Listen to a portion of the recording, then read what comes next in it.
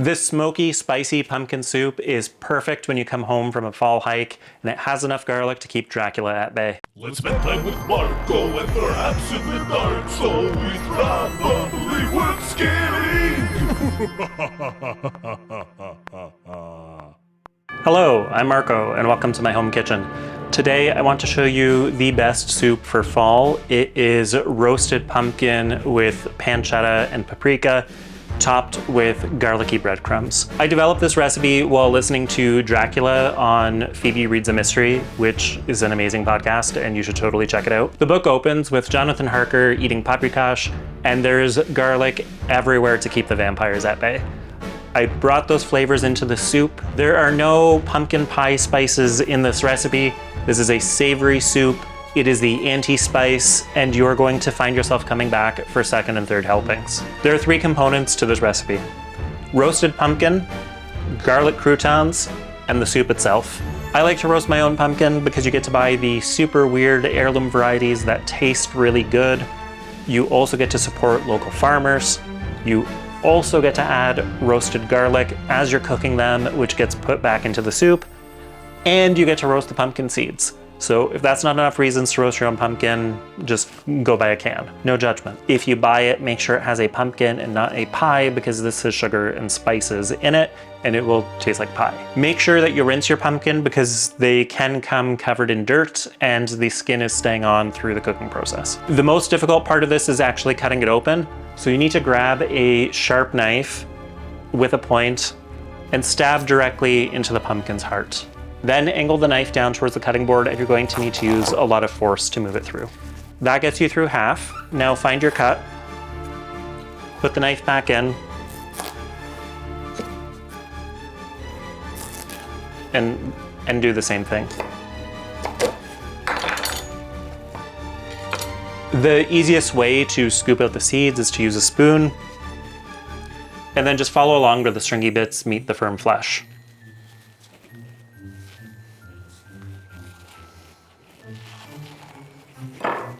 Set these aside and roast them later. They are going to be the best snack. Now pour about 1 tablespoon of olive oil on each side. You don't have to be super precise. Then sprinkle in about a teaspoon of salt and crack in some black pepper. If you want to use the same technique to roast pumpkin for pie, leave out the pepper. Rub the olive oil, salt, and pepper in. Then you want to crush your garlic cloves.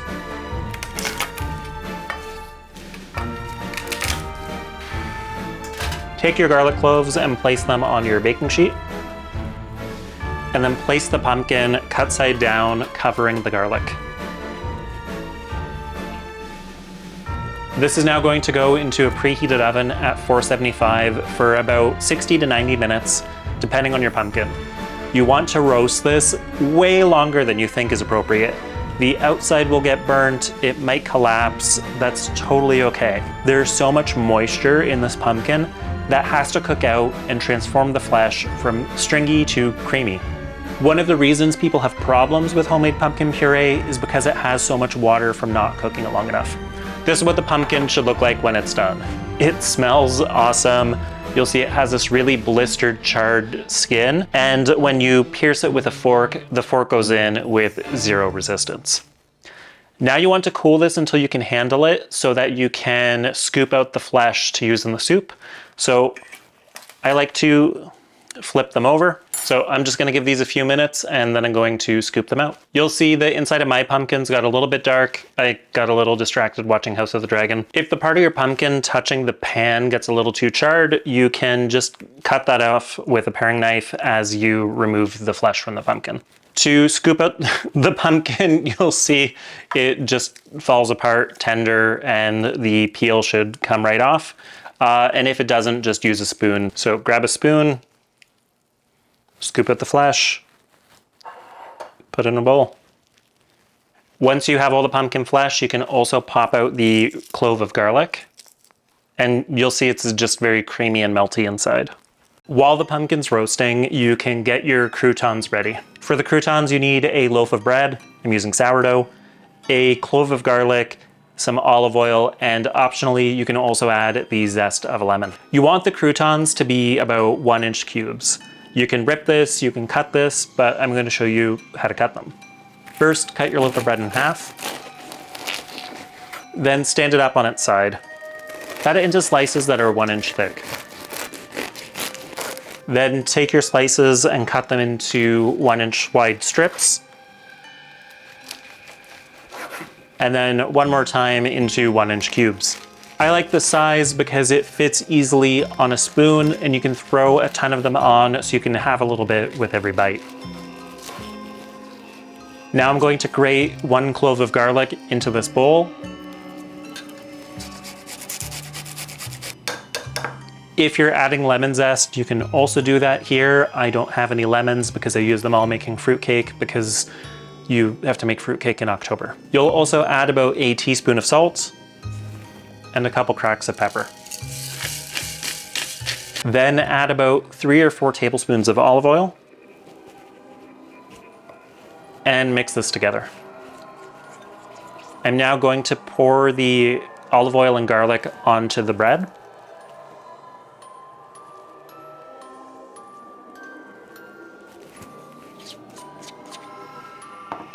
And give this a toss. These don't need to be perfectly coated, they're totally fine like this. Now grab another baking sheet and pour out the bread. Try to keep them into an even layer and then put this into the same oven you had on for the pumpkin and cook them for about 10 minutes until they're golden brown. My pumpkin is still in there, so I'm just gonna put these on the floor where you can't see them. Like this.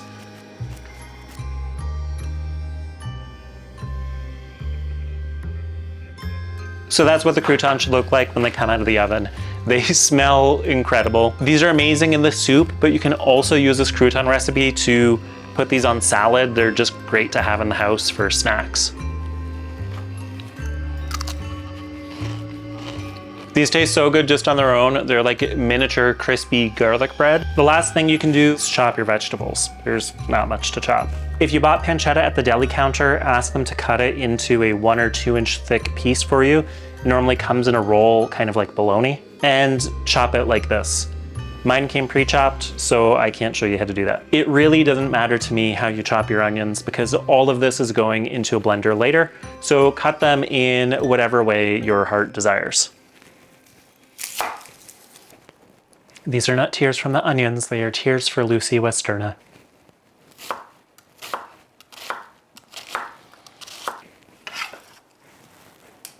Then for the garlic, I would chop it finely. I don't understand how Dracula doesn't like garlic because I love the smell of garlic. If you want to keep me away, garlic is not the answer.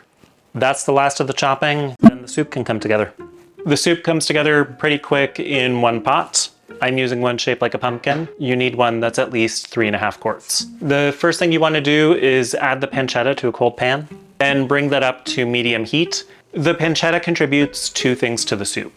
As it cooks, it's going to release all of its fat, and that's going to be used as a flavor component as you cook down the onions and garlic in the following steps. And then the crispy pancetta pieces are going to be used as a topping in addition to the croutons. If you do want to make this vegan or you can't find pancetta at the store, you can leave it out and add 2 tablespoons of olive oil when you get to the onion step next. The pancetta will take about 15 minutes to release all of its fat and get nice and crispy. You'll want to stir this a couple of times as it's cooking just to make sure you're getting even browning and even release of the fat from the pancetta. I also have my garlic in the window to ward off Dracula just in case that's how he tries to get in, but I know he's not actually allowed without my permission. It's like really Canadian of him. Once your pancetta is crispy like this and it's released so much fat into the pan, you want to remove it to a bowl because you're going to save it to put on the soup at the end. I feel like you could make a really good salad just by putting these and the croutons on top and you would be very happy. Now you want to caramelize the onions in the fat released from the pancetta.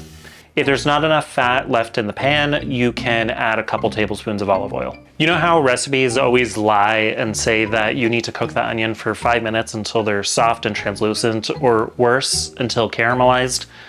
There are actually some tricks you can do to make that happen. The first is adding salt, which pulls moisture out of the onions and cooks them faster. And the second is actually adding water to the onions, which steams them and cooks them all the way through in minutes. Water goes in, lid goes on, heat goes down, and I'm gonna leave this with the lid on for about 5 minutes. It's been a couple minutes, so time to take the lid off. And you'll see the onions are already very translucent and very soft. Turn the heat back up to medium-high, and any additional cooking from here is about developing that deeper onion flavor and caramelization. So you could totally stop here and go forward with the recipe. Once you're happy with the onions, you want to make sure that you have the garlic, spices, pumpkin, and chicken stock on hand because the rest happens relatively quickly. Now add the garlic and cook it for about a minute. Your house is going to smell so amazing, unless you're Dracula, in which case he's probably gonna escape your house when he's trick-or-treating that night.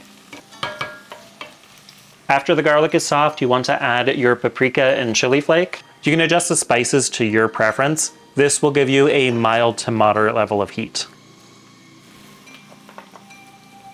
And cook that just for about 30 seconds. The fat from the pancetta is going to really awaken all of the flavors in those peppers. Now add your chicken stock, thyme, bay leaves, and your pumpkin and roasted garlic. You're going to bring this to a boil and then reduce it to a simmer. You'll let this simmer for about 20 minutes and then remove the bay leaves.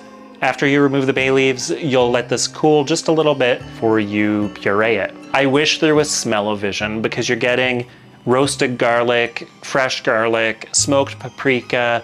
It's all coming together in this like beautiful sensory overload. Sometimes it feels like convincing people that bay leaves add flavor is like convincing people that vampires are real in the book Dracula. And Van Helsing says, I want you to believe in things you don't want to believe in. So if you don't believe that bay leaves add flavor, you can go take 2 bay leaves right now, put them in a mug, fill that mug with boiling water, and let it steep for 20 minutes. You can drink that, and that's the flavor bay leaves add. After 20 minutes, you want to take the bay leaves out. Sometimes you don't know what part of Transylvania they're in, and then you have to go riding around on horseback trying to find them somewhere in here. Does Jonathan Harker have a map to where my bay leaves are? Found it. I was about to give up. Take this off the heat and over towards your blender.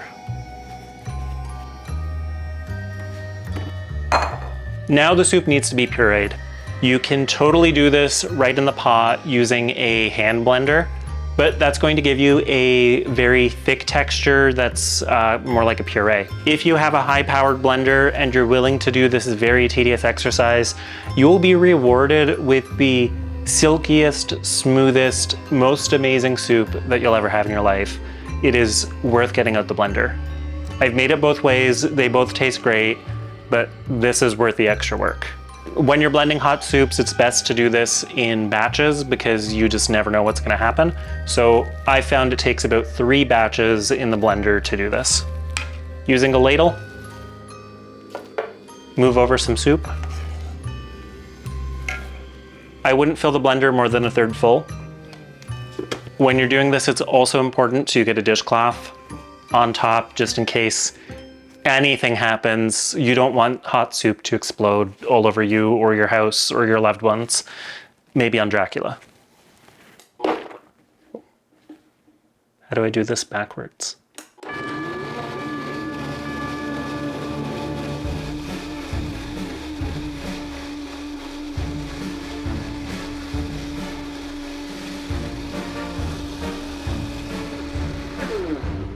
That's only on for like 10 seconds, 20 seconds. Very carefully remove the lid.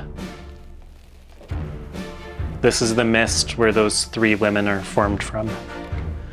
And then pour this into another bowl. If you have a dedicated serving bowl, I would pour it right in there. I'm going to serve it out of this pot, so I have this interim bowl.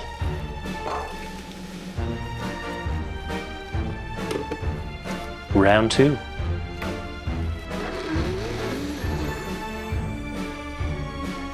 Sister number 2. And for the last bit.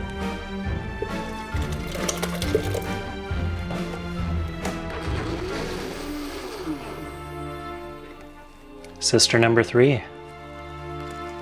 Now, I'm sure you already know this, but the fastest, best way to clean a blender is to fill it with soap.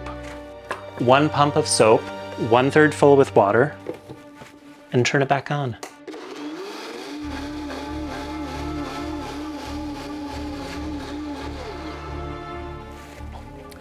And now all you have to do is rinse it. Cleaner than Dracula's reflection in a mirror. If you are using a pumpkin-shaped pot or you want to serve it in the pot you cooked it in, you now should wash this before proceeding with the rest of the recipe. Now you need everything to season and serve the dish. I like serving it in the cast iron pot because then I can keep it warm on the stove until I'm ready to serve. So to the soup, you're going to add 1/2 cup of heavy cream, that's 18 to 35%, and then 2 tablespoons of red wine vinegar. With your decorative serving ladle, stir this together.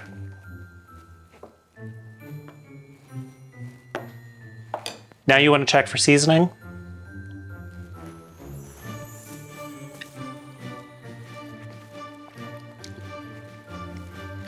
That's really good. It needs more salt.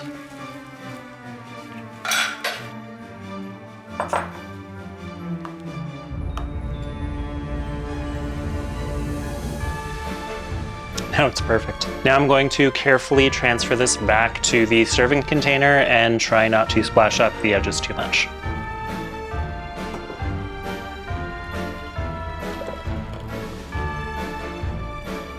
I would serve it at dinner with the soup in 1 bowl, the croutons in another, and the pancetta in a 1/3, and let your guests put their bowls together based on what they like. I also recommend using spooky bowls. This one was made by a local ceramic artist. Put a few ladlefuls in your bowl. Add a handful of croutons, and then a little bit of pancetta. Visually, I love how it looks in the bowl with the different colors, and when you eat it, I love all the different textures. So, how's it taste? I've got 1 bite here, I've got a crouton, I've got pancetta, I've got soup. It's so tasty, it's very pumpkin-y, but you get the spice of the paprika. You have these layers of garlic because it's in here 3 different ways. The croutons really absorb some of the spice, so every bite that you get with the croutons is just really delightful and a little bit refreshing. And then the pancetta is just like this burst of like crunchy, fatty, wonderful, almost bacon-like deliciousness. I love the soup. I'm going to eat all of this soup and nobody else gets any. You will find me eating it cold out of the fridge in the middle of the night, dressed in my bedsheet like an evil Disney queen. I hope you try this one out, and please try to find the weirdest heirloom pumpkins you can to make it. If you enjoyed this video, please give it a thumbs up, and if you'd like to see more seasonal recipes, please subscribe. Thank you for watching, and I will see you in the next video.